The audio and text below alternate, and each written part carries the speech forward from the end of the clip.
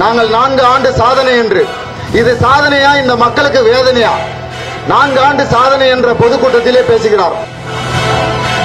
இவர்கள் சொல்கிறார்கள் 4 ஆண்டு எங்கள் சாதனை, ஆட்சியாளர்கள் சாதனைன்னு சொல்லிட்டு. எதுங்க சாதனை? இந்த மக்கள் படுற வேதனை யாருங்க சொல்லுவா? இதுலயும் தகுதி உள்ள மகளிர்னு வேற சொல்றாங்க. எதை வச்சுங்க நீங்க தகுதியை முடிவு பண்றீங்க? ஓட்டு கேட்கும் போது தெரியல இவங்களுடைய தகுதி என்னன்னு. ஓட்டை வாங்கிட்டு பொய்யான வாக்குறுதிகளை சொல்லி இந்த மக்களை மீண்டும் மீண்டும் ஏமாத்திட்டு தான் இருக்காங்க. 250 ரூபா கரண்ட் பில் கட்டி இந்த இடத்துல இன்னைக்கு 900 ரூபா கட்டுறோம். 900 ரூபா கட்டின இடத்துல 3000 ரூபா, 2500 ரூபா கட்டிட்டு இருக்கோம். இது மக்களுக்கு சாதனையா? இது மக்களுக்கு மிகப்பெரிய வேதனைங்க. கழக ஆட்சி அமைந்தவுடன் அடுத்ததாக 2021 கழக ஆட்சி அமைந்தவுடன் நீட் தேர்வை ரத்து செய்வோம். இதற்கான ரகசியம் எங்களிடம் இருக்கிறது. என்னங்க ரகசியம் இருக்குது சொல்லுங்க பாப்போம். சின்ன குழந்தைக்கு கூட தெரியும்.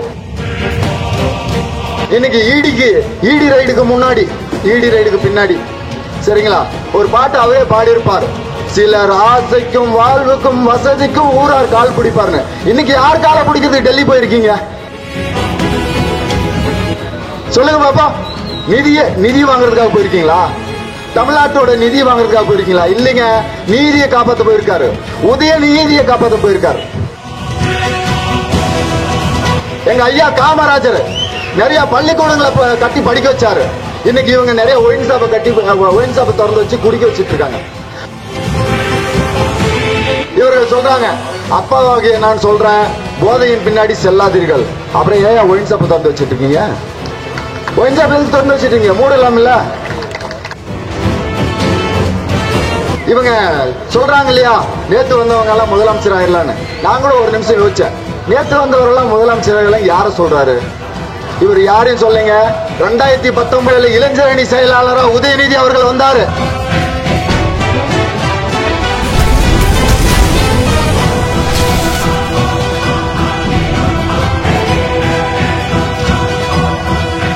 தமிழக வெற்றி கழகத்தின் அரசியல் பயிலகத்தின் பேச்சாளர் நண்பர் ஆஞ்சி அவர்கள் தற்போது உரையாற்றுவார்.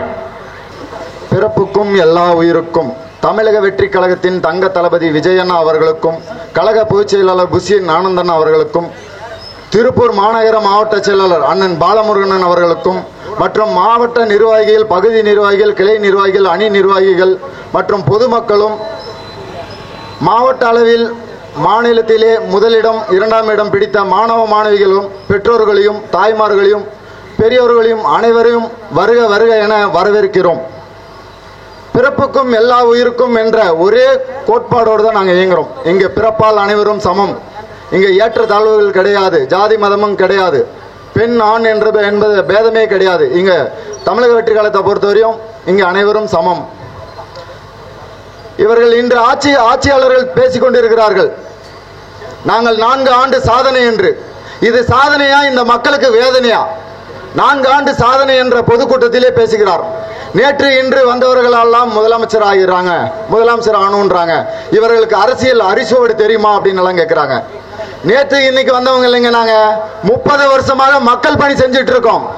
வெறும் ரசிகர்களா மட்டும் இருந்தவங்களை மக்கள் இயக்கமா மாத்தி ஒவ்வொரு பகுதிகளிலும் தொண்டர்களும் தோழர்களும் சேர்ந்து மக்கள் இயக்கம் மூலமாக இந்த மக்களுக்கான அடிப்படை தேவைகளோ இருப்பிடத்திற்கே போய் அவர்களுக்கான தேவைகளை பூர்த்தி செஞ்சுட்டு இருக்கோம்.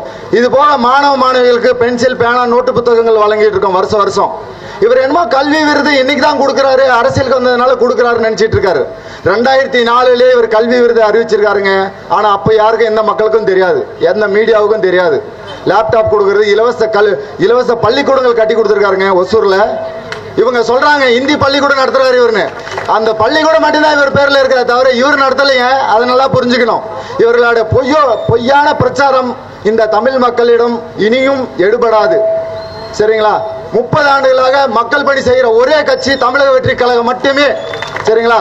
இங்க பதவிக்காக பணத்துக்காக வந்த கூட்டம் இல்லைங்க. இது மக்களுடைய நலனுக்காக வந்த கூட்டம் தான். இது யாரையும் ஏமாத்தி கொள்ளையடிக்க வந்த கூட்டம் இல்ல.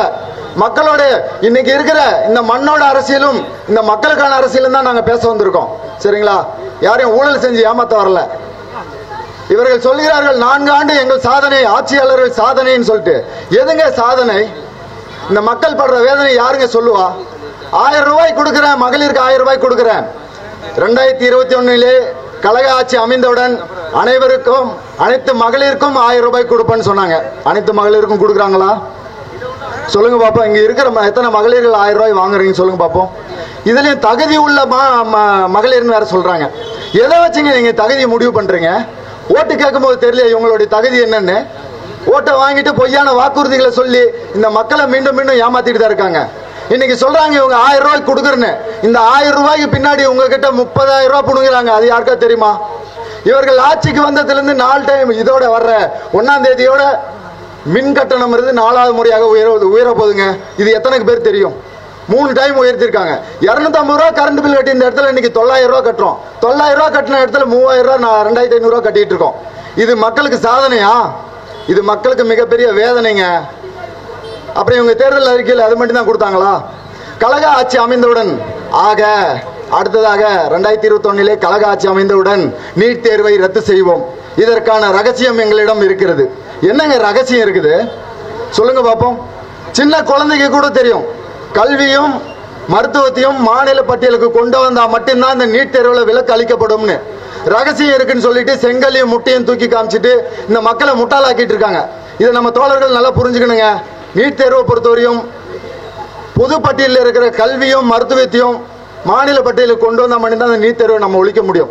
இதனால எத்தனை உயிரிழப்புங்க, எத்தனை மருத்துவ கனவோடு இருந்த மாணவ மாணவிகள் இறந்துட்டு இருக்காங்க. இதுவரையும் 27 பேர் இறந்துட்டு இருக்காங்க. இது யாருக்காவது தெரியுமா? ஒரு பெத்தவங்க எவ்வளவு கஷ்டப்பட்டு அந்த பிள்ளைகளை வளர்த்து படிக்க வச்சு 12ஆம் வகுப்பு அதுக்கு அடுத்து அந்த புள்ள மருத்துவர் ஆவாரு, நம்ம குடும்பத்துல ஃபர்ஸ்ட் பட்டதாரி ஆவான்னு எத்தனை கனவுகளோடு இருந்தவங்க கனவுகளை சிதைச்சிட்டு இருக்காங்க. இன்னைக்கு இந்த அவல நிலை ஆட்சி நம்ம தொடரணுமா சொல்லுங்க பாப்போம். இன்னைக்கு ஈடி ரைடுக்கு முன்னாடி ஈடி ரைடுக்கு பின்னாடி சரிங்களா ஒரு பாட்டு அவரே பாடியிருப்பார். சிலர் ஆசைக்கும் வாழ்வுக்கும் வசதிக்கும் ஊரார் கால் பிடிப்பாருன்னு. இன்னைக்கு யார் காலை பிடிக்கிறதுக்கு டெல்லி போயிருக்கீங்க சொல்லுங்க பாப்பா. நிதி வாங்குறதுக்காக போயிருக்கீங்களா? தமிழ்நாட்டோட நிதி வாங்குறதுக்காக போயிருக்கீங்களா? இல்லைங்க, நீதியை காப்பாற்ற போயிருக்காரு. உதய நீதியை காப்பாற்ற போயிருக்காரு. ஈடி ரயில மாட்டின ஆகாஷ் ரத்தீஷ் யாருங்க? திமுகவோட மாப்பிள்ளைங்க. இவங்க நடந்த ஊழல், எத்தனை ஊழல் நான் வெளியே வந்துட்டு இருக்கு தெரியுங்களா? அந்த ஈடி ரைட்ல இருந்து தப்பிக்கலான்றதான் நீங்க டெல்லிக்கு போயிருக்கீங்க. நிதி ஆயோக் கூட்டம் கடந்த 3 ஆண்டுகளாக நடந்து கொண்டிருக்கிறது. அப்பெல்லாம் தெரியல அந்த தமிழ்நாட்டுக்கு நிதி வேணும், அதுக்காக நான் போய் டெல்லியில பிரதமரை சந்திக்கணும்னு போக முடியலையா? இன்னைக்கு ஏன் போறீங்க? உங்க குடும்பத்துக்காக, உங்க சுயநலத்துக்காக தான். இந்த மக்களை கொஞ்சம் கூட எண்ணி பார்க்காத இந்த அரசாங்கம் வேணுமா? குடிகார மாநிலமா மாத்தி வச்சிருக்காங்க. எப்படி? எங்க ஐயா காமராஜர் நிறைய பள்ளிக்கூடங்களை கட்டி படிக்க வச்சாரு. இன்னைக்கு இவங்க நிறைய ஒயின் ஷாப்பை திறந்து வச்சு குடிக்க வச்சிட்டு இருக்காங்க. இன்னைக்கு முடிவு பண்ணுங்க, அடுத்த தலைமுறையாவது குடிகாரம் இல்லாத ஊரா மாறணும், குடிகாரம் இல்லாத மாநிலமா மாறணும். அடுத்த தலைமுறைக்கான ஓட்டு என் பிள்ளை நல்லா இருக்கணும். அடுத்த தலைமுறையாச்சு இந்த போதைங்கிற ஒரு விஷயத்துல இருக்கக்கூடாதுன்னு முடிவு பண்ணுங்க. நீங்க போய் மற்ற பொதுமக்கள் கிட்ட சொல்ல வேண்டியதுதாங்க. நமக்கான ஓட்டு போட்ட காலமெல்லாம் முடிஞ்சிச்சுங்க. இன்னைக்கு இருக்கிற 5ஆம் வகுப்பு 10ஆம் வகுப்பு பசங்களை நினைச்சு பாருங்க. உங்க வீட்டில் இருக்கிற சின்ன பசங்களை நினைச்சு பாருங்க. 8ஆம் வகுப்பு 10ஆம் வகுப்பு 12வது படிக்கிற பசங்க கிட்ட எப்படிங்க போதை பொருள் போகுது? இன்னைக்கு இது யாரா தடுக்க முடியுமா? இவர்கள் சொல்றாங்க, அப்பாவாகிய நான் சொல்றேன், போதையின் பின்னாடி செல்லாதீர்கள். அப்புறம் ஏன் ஒயின் ஷாப் திறந்து வச்சுட்டு இருக்கீங்க? ஒயின் ஷாப் எதுக்கு திறந்து வச்சுட்டீங்க? மூடலாம் இல்ல? இதையெல்லாம் தட்டி கேட்கதான் இந்த தமிழக மக்களோட உரிமை குரலாக தான் நாங்க வந்திருக்கோம். சரிங்களா? 2026 தங்க தளபதி அவர்கள் ஆட்சி அமையும். சரிங்களா? இதை யாராலையும் மாற்ற முடியாது. மக்கள் முடிவு பண்ணிட்டாங்க. மக்கள் மாற்றத்திற்காக வந்திருக்காங்க. மாற்றத்துக்கான தலைவர் யார்? தளபதியை தான் தேர்ந்தெடுத்திருக்காங்க. சரிங்களா? அது போக இவங்க சொல்றாங்க இல்லையா, நேத்து வந்தவங்க எல்லாம் முதலமைச்சர் ஆயிரலான்னு. நான் கூட ஒரு நிமிஷம் யோசிச்சேன், நேத்து வந்தவரெல்லாம் முதலமைச்சர் ஆயிரலாம் யார சொல்றாரு? இவர் யாரையும் சொல்லுங்க. 2019 இளைஞர் அணி செயலாளரா உதயநிதி அவர்கள் வந்தாரு. சரிங்களா? 2021 எம்எல்ஏ, 2023 அமைச்சர், எது விளையாட்டுத்துறை அமைச்சர், 2024 துணை முதல்வர். ஏன்னா இவருக்கும் கோபம் இருக்கும்ல. கலைஞர் அவர்கள் ஆட்சியில் இருந்தபோது கிட்டத்தட்ட 20-30 ஆண்டுகளாக, அப்படி 20-30 ஆண்டுகளாக இருந்துதான் துணை முதல்வர் ஆனாரு, எம்எல்ஏ ஆனாரு, மினிஸ்டர் ஆனாரு ஸ்டாலின். இன்னைக்கு அவர் பையன் வந்தானே 4 வருஷத்துல முதலமைச்சர் பதவி கேட்டா கொடுப்பாரா? அதை தாங்க அவர் சொல்லியிருக்காரு. நேற்று வந்தவங்களாம் முதலமைச்சர் ஆகணும்னு ஆசைப்பட்டிருக்காரு.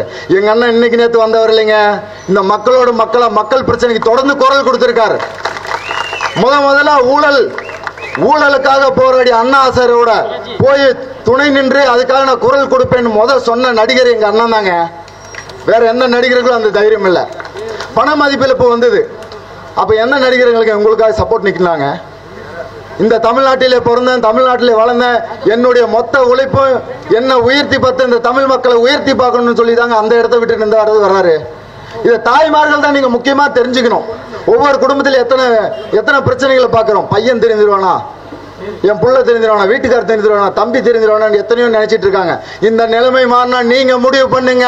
2026 யார் ஆட்சி அமைய வேண்டும் என்று நீங்கள் முடிவு பண்ணுங்க. சரிங்களா? நல்லதே நடக்கும், வெற்றி நிச்சயம். இந்த வாய்ப்பை அளித்த திருப்பூர் மாநகர மாவட்ட செயலாளர் அண்ணன் பாலமுருகன் அண்ணவருக்கு நன்றி கூறி விடைபெறுகிறேன். நன்றி, வணக்கம்.